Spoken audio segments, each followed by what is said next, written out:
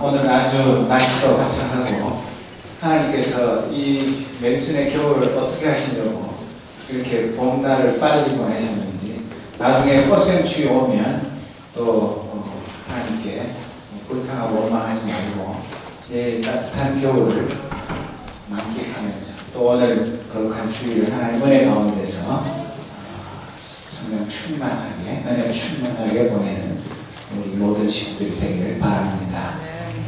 성경에는 주옥같은 가르침들이 곳곳에 담겨 있습니다. 그래서 하나님 나라의 보물창고의 열쇠가 바로 이 성경 말씀입니다. 그 중에서도 이 성경의 아름다운 하나님의 말씀 중에서도 백미가 뭔지 아시죠? 흰쌀이 아니고 흰 눈썹인데 가장 뛰어난 것, 또 압권, 모든 것 중에서 가장 뛰어난 것, 그것이 바로 이 산상설교입니다. 이 산상설교는 예수님을 믿지 않는 사람들, 불교 신자든 무신론자든 간에 이 말씀을 읽으면서 많은 감동을 받고 또 이 말씀을 통해서 새로운 영감을 얻는 모든 사람들이 좋아하는 생명의 말씀입니다. 그럼에도 불구하고 또 이 산상설교만큼 오해받는 하나님의 말씀도 드뭅니다. 자기 마음대로 해석해가지고 이 산상설교의 본뜻을 바로 이해하지 못하기 때문에 이 말씀에 담겨있는 하나님의 진리를 깨닫지 못하는 사람들이 또 많이 있는 것입니다. 그런데 이 산상설교를 받아들이는 여러 사람들이 있는데 어떤 사람들은 이 말씀을 읽으면 말씀은 참 좋은데 너무 이 말씀이 심오해서 나는 이 말씀대로 살지 못하겠다. 그래서 이 산상설교 말씀을 얼른 덮어버리는 사람이 있습니다. 어떤 사람은 이 말씀하고 나 자신을 비추어 보면서 나의 부족한 것들, 하나님께서 나를 이토록 사랑하시고 나에게 천국 백성으로 이런 삶을 살도록 요청하셨구나. 거기에 대해서 기도하면서 비록 내가 이 산상설교의 말씀대로 100% 살지 못하지만 내가 이 말씀에 순종하는 삶을 살아야 되겠다. 그렇게 은혜를 누리는 사람이 있습니다. 여러분은 어떤 사람이 되고 싶습니까? 이 말씀이 너무 심오하고 이 말씀대로 살기가 힘들어서 아예 건너뛰겠습니까? 힘들어도 성령께서 나에게 은혜를 베푸셔서 이 말씀대로 살아서 하나님의 백성답게 하나님의 이름을 높이는 그런 하나님의 자녀로 살기를 결심하시겠습니까? 오늘 이 말씀을 들을 때에도 또 오늘 읽은 이 팔복의 첫 번째 말씀처럼 내가 아무리 천사가 와서 복음을 전하든 이 자리에 예수님이 직접 나타나셔서 말씀을 전해도 내 마음이 가난하지 않으면 절대 하나님의 말씀을 받아들이지 못합니다. 내 마음이 하나님의 말씀에 가급한 그런 심령이 아니면 하나님의 말씀이 내 영혼에 자리할 곳이 없게 되는 것입니다. 그래서 오늘 이 산상설교 중에 맨 첫 번째 복인, 이 팔복 중에 첫 번째 심령이 가난한 자는 복인이니 천국이 저희 것이며 이 말씀이 도대체 나와 무슨 상관이 있는지 이 말씀을 통해서 은혜를 나누게 되기를 바랍니다. 이 산상설교는 그냥 아무 데서나 말씀을 전한 것이 아니라 예수님이 공생의 초기에 제자들을 불러 모으시고 또 갈릴리 여러 곳을 다니면서 복음을 전하며 많은 병자를 고치고 귀신을 쫓아내고 또 세상에 지금까지 있었던 어떤 예언자도 또 어떤 하나님의 사람도 할 수 없었던 그런 능력을 나타내셨기 때문에 원근 각지에서 저 요단강 건너편에 저 먼 남쪽에서까지 수많은 사람들이 예수님의 얼굴을 보러 병을 고치고 또는 귀신을 쫓아내요. 수많은 사람들이 몰려들었습니다. 사람들이 너무 많아서 예수님이 그냥 이렇게 사람들 모임에서 말씀을 전하면 저 뒤에까지 들리지도 않고 또 예수님 얼굴이 보이지도 않기 때문에 산으로 올라가신 것입니다. 그래서 수많은 사람들은 평지에 있고 예수님은 높은 곳에 올라가셔서 이 말씀을 전하기 시작했습니다. 여러분 그 청중들을 한번 생각해 보십시오. 자기들도 다 나름 바쁜 사람들입니다. 먹고 살아야 됩니다. 농사도 지어야 되고 고기도 잡아야 되고 장사도 해야 되고 그 바쁜 사람들이 왜 예수님을 만나러 왔습니까? 예수님의 입에서 나오는 천국 복음이 자기들이 여태까지 듣지 못했던 놀라운 생명의 말씀이었기 때문에 그 말씀을 듣고자 하는 열망으로 노렸습니다. 요즘 우리나라의 유명한 가수들 보면 하고 또 팝 유명한 가수들 오면 공항에서부터 미어 터지고 또 공연장에 가면 열광의 도가니가 되고 안표가 돌아다니고 그러지 않습니까? 아마 우리 예수님도 그때 당시에 갈릴리의 최고의 스타가 되어서 수많은 사람들이 예수님께로 몰려온 것입니다. 그러나 예수님은 유명한 스타들이 자기 팬들 관리하듯이 그냥 인기 관리하는 그런 차원이 아니라 한 사람 한 사람, 그 병든 사람, 귀신 들린 사람, 또 온갖 인생에 실패해서 올 때 갈 데 없이 좌절과 낙심 속에 있다가 혹시나 예수님을 통해서 새 생명을 얻을 수 있을까 하고 나오는 모든 사람들을 인격적으로 만나셨습니다. 그들을 그냥 몇 천명, 몇 만명을 그 집단대 예수님으로 만난 것이 아니라 한 사람 한 사람의 영혼을 진심으로 사랑하는 마음으로 그들에게 천국 복음을 전하신 것입니다. 이 산상설교 앞부분에 나온 것이 우리가 잘 아는 팔복인데 이 팔복의 말씀, 이것은 인류의 문학적 종교적인 보배 중에 보배라고 불리는 것입니다.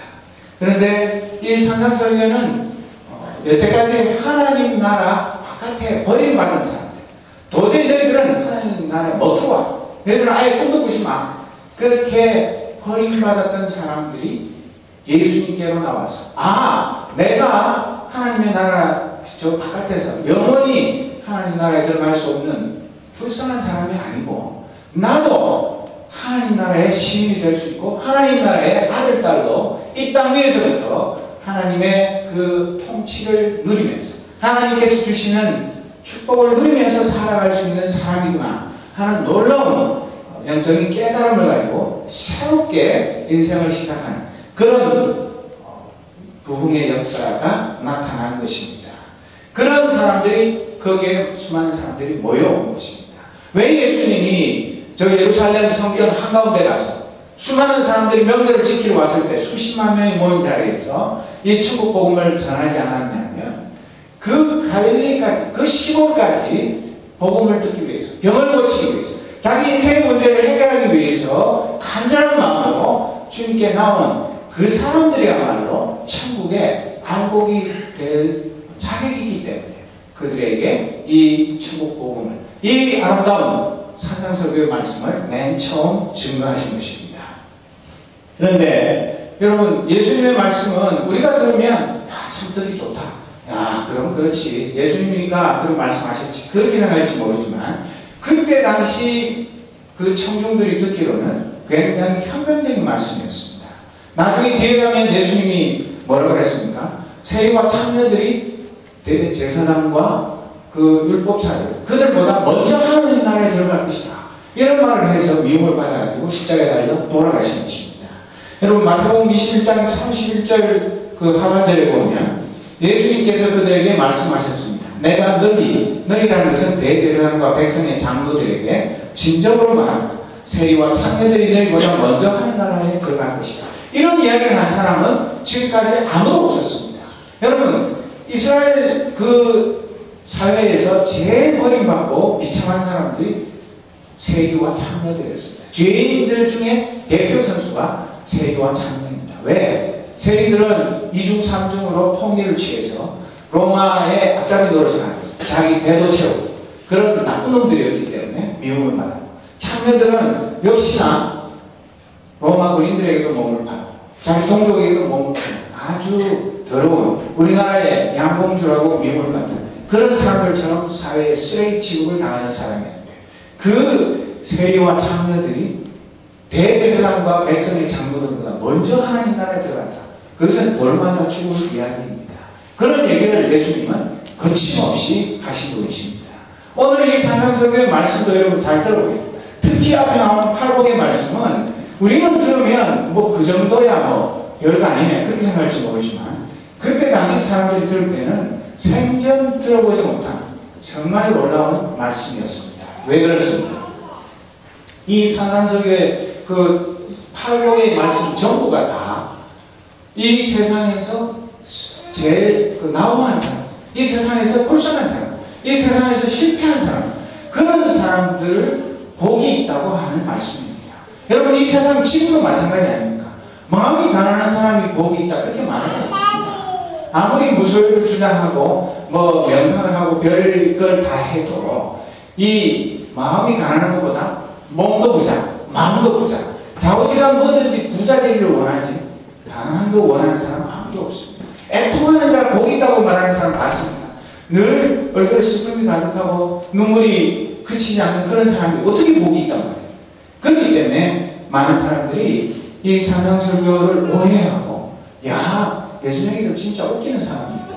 뭐 가난뱅이들, 울보들, 또 뭐 괜히 이쪽 저쪽에서 딱 맞는 사람들, 예수님 이름 때문에 이 세상에서 왕따당하는 사람들, 이 세상 사람들이 싫어하는 그런 모든 사람들이 복이 있다니 도대체 이게 무슨 말이냐. 나는 그런 사람을 살기 싫어. 그래서 이 신앙을 포기하는 사람들도 있고 또 이 팔복의 말씀이 은혜가 되기는커녕 마음에 늘 무거운 짐이 됩니다. 아, 나는 마음이 가난하지 못한데, 나는 늘 마음에 애통하는 바가 없는데, 내 마음이 청량하지 못한데, 아, 예수님 복이다 그러는 사람하고 나하고 아무 상관이 없네. 나는 언제 복 있는 사람 될까? 늘 그런 쓸데없는 걱정에 사로잡혀가지고 이 팔복이 나에게 은혜가 아니라 나에게 무거운 영혼의 짐이 되는 그런 사람들이 있는 것입니다. 그런 반면에 정말 하나님의 은혜를 사모하는 저와 여러분은 이 말씀 한 절 한 절이 바로 나를 향한 말씀이고 나에게 꼭 필요한 생명의 말씀이라는 것을 바로 알 때에는 이 말씀이 나에게 꿀과 같이 달게 될 것입니다. 달라스 윌라드라는 미국의 유명한 신학자가 하나님의 모략이라는 책을 썼습니다. The Divine Conspiracy라는 책인데 이 책에 보면 이 팔복과 산상설교에 대해서 많은 사람들이 오해하고 있는 데 대해서 바르게 설명을 하고 있습니다. 첫 번째 이 산상설교는 어떤 삶이 행복한 삶인가를 질문하는 것이라고 말합니다. 과연 수많은 사람들에게 이 지구촌의 사람들에게 당신들이 생각하는 행복한 삶과 예수님이 말씀하시는 행복한 삶이 무엇이냐는 것인가, 그것을 잘 분별해서 진정한 행복의 길을 선택하라고 요청하는 것입니다. 또 이 팔복 다음에 있는 산상설교의 말씀은 누가 진정 선한 사람인가에 대해서 설명하고 있는 것입니다. 이 세상에서 선한 사람들, 자선사업을 하고 가난한 이웃들을 도와주고 또 자기 재능을 기부하는 그런 것도 선한 사람이지만 하나님 나라의 백성으로서 예수님이 말하는 진정한 선한 삶이라는 것이 무엇인가, 그것을 우리에게 설명해 주는 것입니다. 그렇기 때문에 우리는 이 말씀을 나를 향한 하나님의 말씀으로 잘 받아들여서 이 말씀을 미리 잡고 자기하고 나는 못해 그렇게 하거나 내 마음의 짐으로 삼거나 아니면 나는 다 지키고 있어 그런 영적인 교만 때문에 이 말씀이 우리에게 전하는 참 뜻을 깨닫지 못하는 그런 어리석은 사람이 되지 말아야 할 것입니다. 우리는 이 8가지 복, 조금 전에 성식교독 때 읽었지만은 여기 담긴 주님의 가르침은 그분의 삶 전체의 중심 주제에 대한 설명과 전개인 것을 우리가 깨달아야 합니다. 그 말은 무엇이냐면 예수님이 처음 복음을 전할 때 뭐라고 전했습니까? 회개하라. 뭐 때문에? 하나님 나라가 가까이 왔다. 하나님 나라가 이미 예수님과 더불어 임하였습니다. 그 청중들의 삶 속에 예수님을 통해서 하나님의 나라가 임한 것입니다. 오늘도 마찬가지입니다. 이 하나님의 나라는 끊임없이 현재 진행형으로 우리 개인의 삶, 우리 교회의 삶, 이 지구촌의 모든 사람들의 삶 속에 끊임없이 임하고 있는 것입니다. 하나님 나라가 가까웠기 때문에 우리는 하나님 나라의 백성답게 살아야 합니다. 하나님 나라가 저 멀리서 오면 우리도 마음의 여유를 가지고 내 살고 싶은 대로 살다가 나중에 오면 거기에 맞는 삶을 살면 되겠지만 이미 하나님의 나라는 우리 속에 임하였습니다. 이미 우리 영혼 속에도 하나님 나라가 임하였습니다. 그렇기 때문에 우리는 이 하나님 나라의 통치에 동참하는 하나님 나라의 백성으로 살아야 하는 것입니다.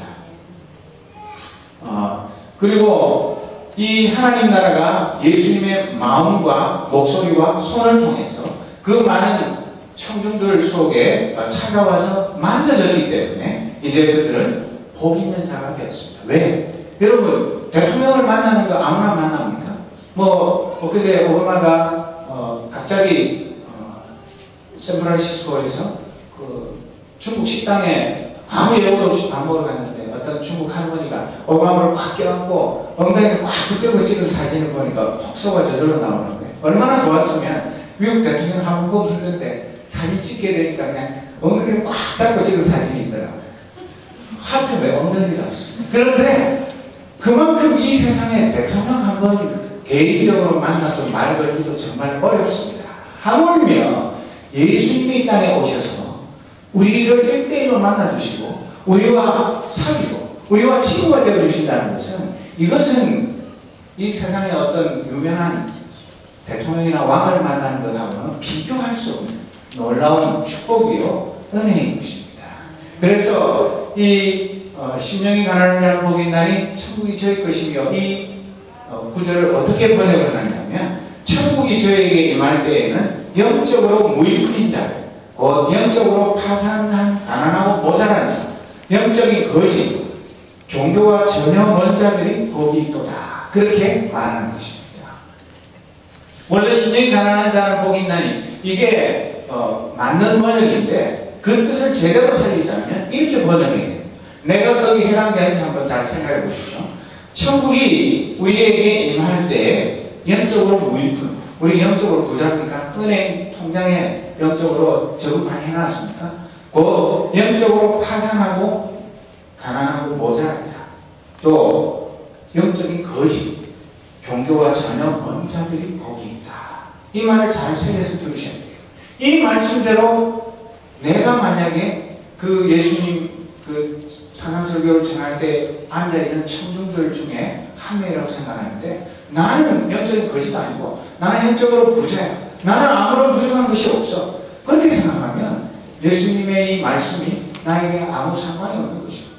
예수님이 심령이 가난하다고 복이 있다 해봐야 내가 심령이 가난하지 않기 때문에 그 복하고 나오고는 아무 상관이 없어집니다. 그러나 정말 내가 영적으로 파산한 뱅크로트한 그런 사람이고 영적인 거지가 돼요. 무일푼이고 하나님이 나를 도와주시지 않으면 나는 한순간도 살아갈 수 없는 그런 불쌍한 사람이다. 그런 생각이 분명하게 든다면 와 그런 나에게 천국이 내 것이라고 하는 것 그것이 진정한 복음이 되는 것입니다. 그렇지 않다면 천국 아무리 있어봐야 천국 없으면 내가 잠깐 사는데 내가 굳이 천국 백성 되려고 애쓸 필요가 없는 것입니다. 그렇기 때문에 이 심령이 가난하니까 복이 있는 것이 절대로 아닙니다. 그렇다면 심령 가난하지 않은 사람은 아무도 복 있는 자가 못 된다. 그런 반대 명제가 성립되는 것인데 하나님 나라가 영적으로 가난한 우리에게 가까이 임했기 때문에 그들이 복이 있는 것입니다. 우리가 하나님을 선택했습니까? 우리가 예수님을 구주로 선택했습니까? 아닙니다. 하나님이 예수님이 우리를 먼저 찾아오셨고 우리를 만나주셨고 우리를 천국에 초청하신 것입니다. 그 초청에 내가 영적인 거지요 내가 영적으로 가난한 사람인 것을 고백하고 주님 나를 받아주옵소서 그런 마음으로 주님의 초청에 응할 때 그때 비로소 우리가 하나님의 나라의 백성이 되는 것입니다. 그 앞에 있던 예수님의 최초의 청중들은 율법학자들이 볼 때는 율법도 모르는 사람, 성경도 모르고 그래서 영적인 맹인이요 영적인 멍텅구리들입니다. 그 사람들에게는 아무런 하나님의 구원이 하나님의 은혜가 임할 수 없는 그런 불쌍한 사람들입니다. 그런데도 그 율법학자들이나 유대교의 종교 지도자들은 그들에게 먼저 찾아가서 그들에게 하나님의 생명의 말씀을 전하지 않았습니다. 그렇기 때문에 이 예수님이 그 수많은 병자들, 귀신 들린 자들, 천국 복음에 목마른 자들을 다 초청하셨어요. 그들 중에 누구는 되고 누구는 안 되고 그것이 아니라 거기에 나온 모든 사람들에게 똑같이 이 하나님의 나라의 기쁜 소식을 증거하신 것입니다. 그리고 여기서 말하는 복이 있다는 말은 그냥 뭐 조금 더 잘 살게 된다, 조금 더 경제적으로 융통해진다, 뭐 그런 얘기가 아니라 이 세상에서 누릴 수 있는 최고 최상의 복, 지복이라고 말하는 그것을 나타내는 것입니다. 그렇기 때문에 마음이 가난한 자가 받는 이 하늘의 복은 이 세상이 줄 수 없는 복인데 왜 그렇습니까? 이 세상에서 아무리 큰 상을 주더라도 노벨상을 주든 무슨 상을 주든 간에 하나님 나라를 상으로 줄 수 있는 사람은 아무도 없지 않습니다. 그렇기 때문에 이 심령이 가난한 자에게 주는 복은 정말로 놀라운 것입니다. 그런데 이 심령이 가난한 자라는 말에 대해서 많은 사람들이 오해를 하는데 심령이 가난한 자는 경제적으로 가난한 자다. 그렇기 때문에 그런 사람들이 천국을 소유한다.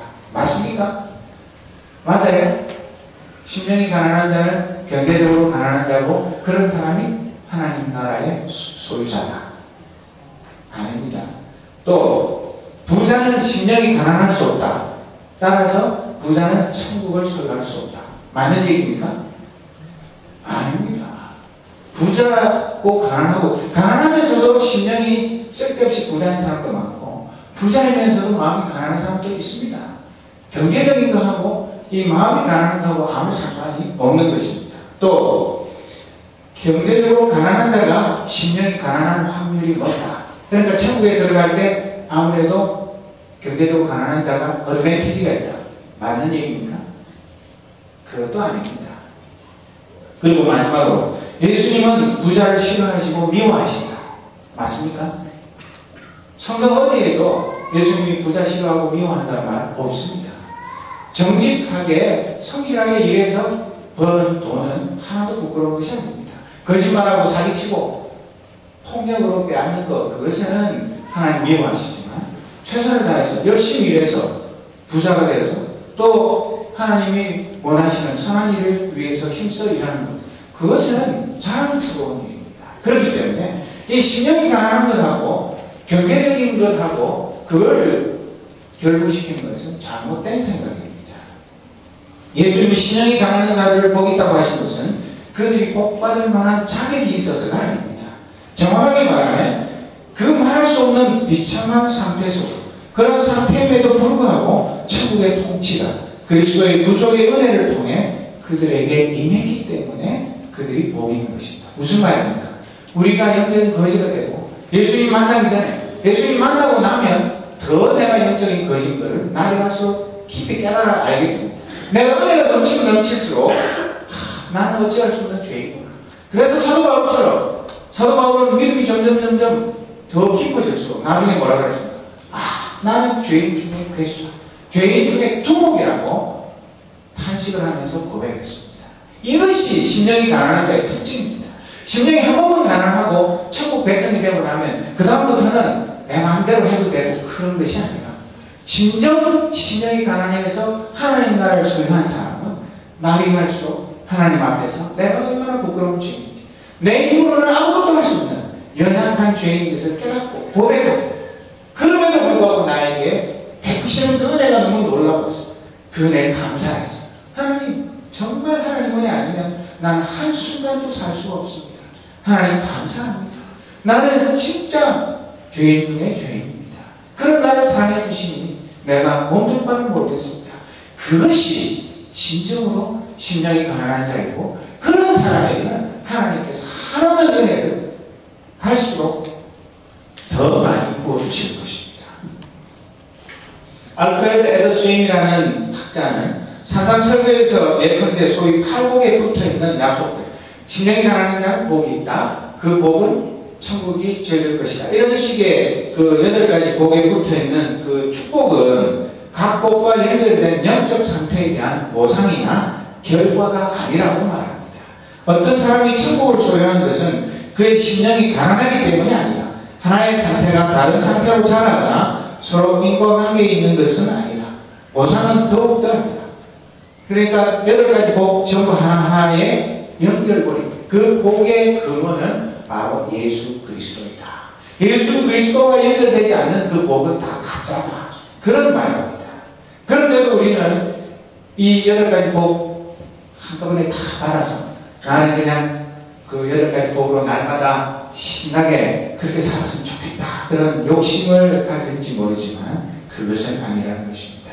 그 예수님 말씀 듣기 위해서 무리 중에 섞여 예수님 앞에 앉았던 영적으로 가난한 그 모든 청중들은 그들이 복된 것은 천국의 은혜의 손길이 값없이 그들에게 임했기 때문입니다. 그들이 거기에 모일 때 입장권 사가지고 왔습니까? 시험 쳐가지고 학교 간 사람들입니까? 아무것도 아닙니다. 단지 그들이 그 자리에 와서 천국의 축복을 누리는 것은 예수님을 만나서 예수님의 그 입으로 나오는 천국 복음을 듣기를 원하고 그 말씀을 하나하나 자기 말씀에 새기고 그대로 살기를 소원하는 그런 가난한 마음이 있었기 때문에 그들에게 천국의 복이 임한 것입니다.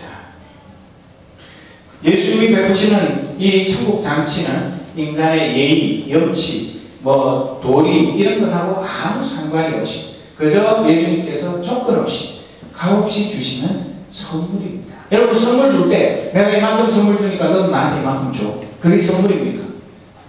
그거는 선물이 아니죠.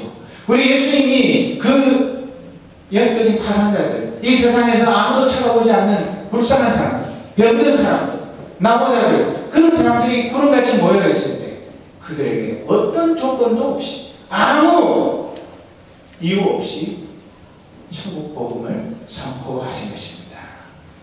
여러분 이 바울 사도는 에베소서 2장에 보면 우리 모든 사람들이 아직도 잘 실감을 못하고 있는데 우리는 이방인입니다. 유대인들이 볼 때는 유대인 빼고는 이 세상의 모든 사람들이 다 이방인입니다. 우리 이방인 크리스찬들 유대인들은 그때 당시 뭐라고 욕했냐면 할례받지 못한 자. 너희들은 할례받지 못한 자다. 그 말은 무엇이냐면 하나님의 구원이 없는 자들이다. 그런 말입니다. 그러면서 에베소서 2장 12절부터 보면 뭐라고 말했냐면 저하고 한 절씩 돌아가면서 읽어보겠습니다. 여러분은 이스라엘 자손도 아니며 그의 백성에게 약속하신 복의 기업도 받을 수 없는 사람들이었습니다. 소망도 없고 하나님도 모르는 자들이지 않았습니까? 13절 여러분 읽으십시오.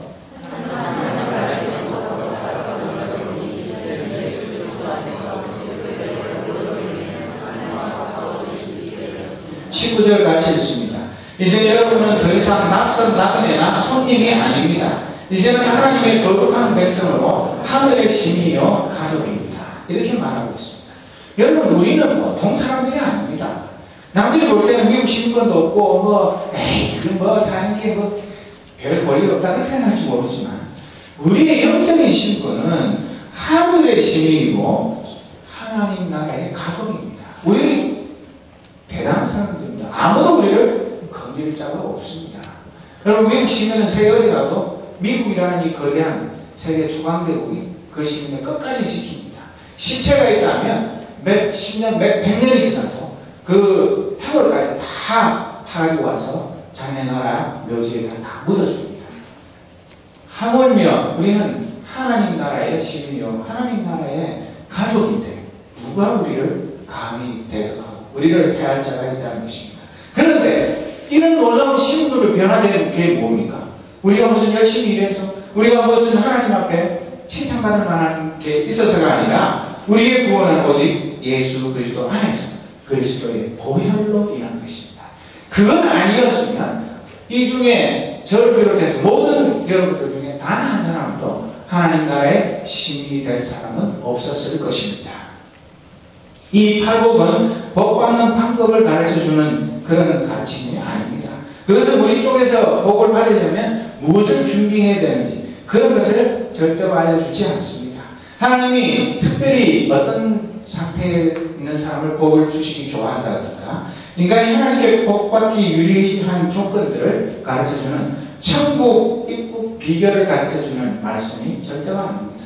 또 하나님이나 사람 앞에서 행복을 얻는 8가지 방법 이런 식의 처세술을 가르쳐주는 것도 아닙니다. 그러면 무엇입니까? 팔복은 예수님과의 인격적인 관계를 통해 지금 가까이 와 있는 하나님 나라를 눈앞의 현실 상황을 바탕으로 설명하고 가르쳐주는 생명의 생명의 말씀입니다.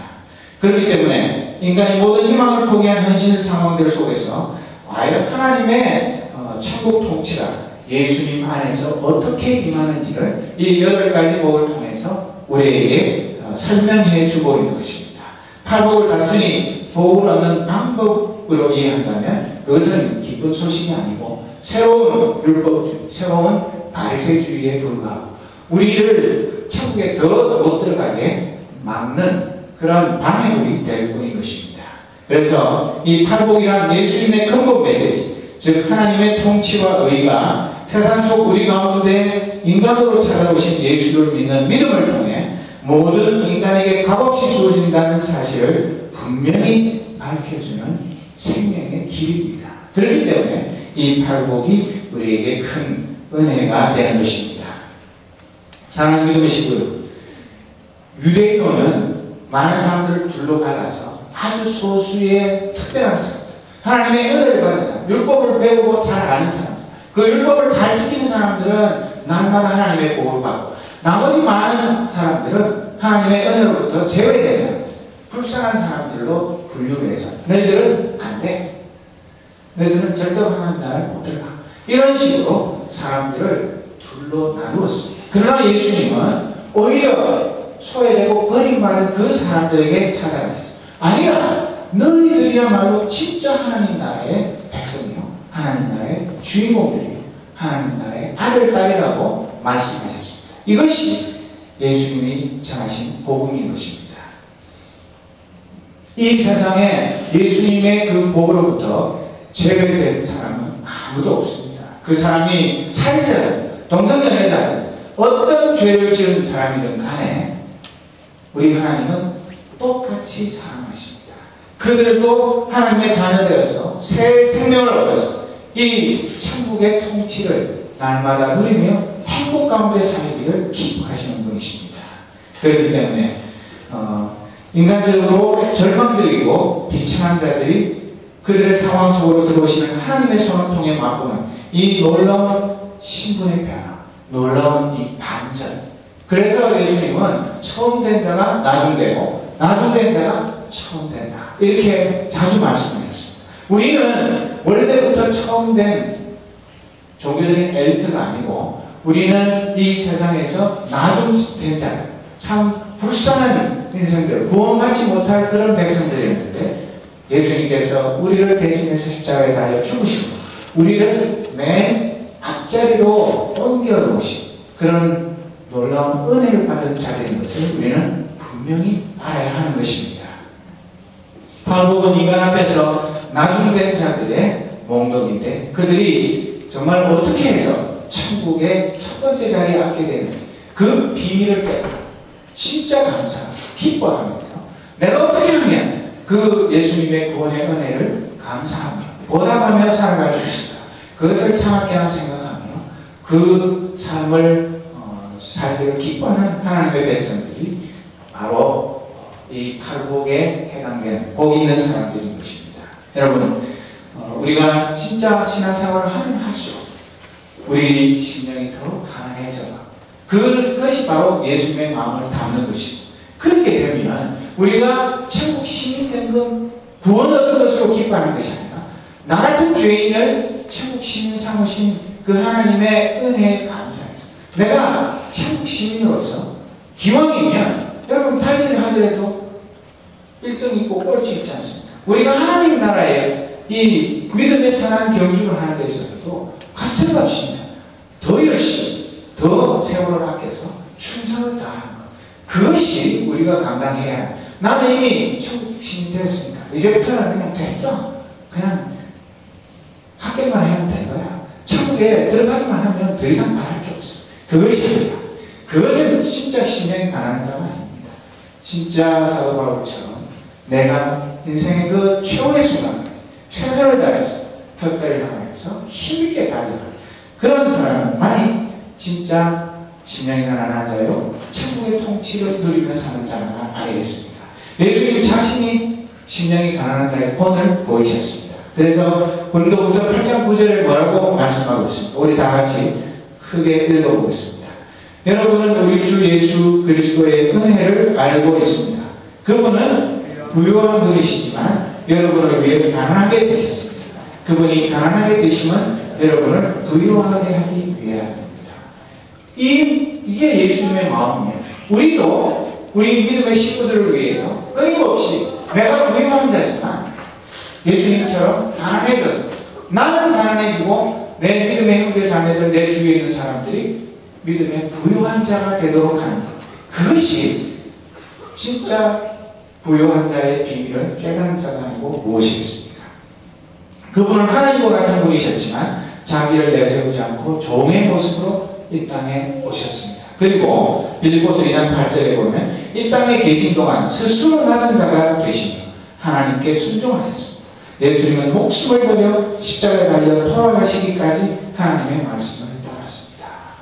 끝까지 십자가에서 다 이루었다고 선언하는 그 순간까지 100% 하나님의 뜻에 순종하는 삶.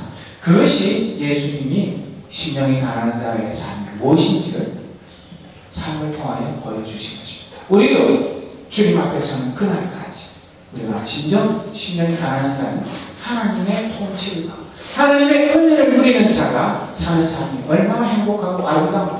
그것을 나 자신이 체험하고 주위에 있는 많은 사람들이 저 친구는 왜 저렇게 날마다 식을 먹나? 무엇 때문에 저렇게 행복해하는가? 정말 신기하고 나 같으면 밤에 잠을 못 자고 가슴을 치고 억울하고 분하고 씩씩거려야 될 일인데도 기뻐하고 즐거워하고 은혜 가운데 살아가요. 그런 진정한 심령에 가난한 자, 하나님의 말씀에 100% 순종하는 자, 그런 자에게 주시는 놀라운 은혜를 날마다 누리면서 찬송하며 경배하며 주님께 더 가까이 나가는 거룩한 하나님의 아들, 딸들이 되시길 주님의 이름으로 축원합니다. 기도하겠습니다. 거룩하신 하나님 아버지, 정말 나는 주님 앞에서 영적으로 가난한 자입니다. 내가 너무 영적인 배가 불러서 하나님의 말씀을 사모하지 않고 하나님의 말씀 듣지 않아도 아무렇지도 않은 영적으로 병들고 무감각한 자는 아닌지 오늘 이 말씀 앞에 나 자신을 비춰보게 하옵소서. 예수님을 만나러 세계를 팽개치고 병든 자를 들쳐업고 귀신 들린 자를 간신히 끌고 와서 고쳐주시기를 바랍니다. 하나님의 은혜를 사모하다니 그들 무리 속에 나도 있게 하여 주옵소서. 이 사상설교의 말씀이 남을 위한 말씀이 아니라 바로 나 같은 죄인을 살리기 위해서 우리 주님 이 땅에 인간의 몸 입고 오셔서 가장 낮은 종의 모습으로 우리에게 친히 찾아오셔서 말씀하신 생명의 말씀인 것을 분명히 깨달아 알게 하옵소서. 그리하여서 날이 갈수록 더 주님의 마음을 탐구며 종의 모습을 갖게 하여 주옵소서. 내 가진 모든 것으로 남을 부유하게 하고 나는 더욱더 가난한 자가 되어서 주님을 기쁘시게 하는 거룩한 하나님의 백성들로 살아가게 하옵소서. 예수 그리스도의 이름으로 기도드립니다. 아멘.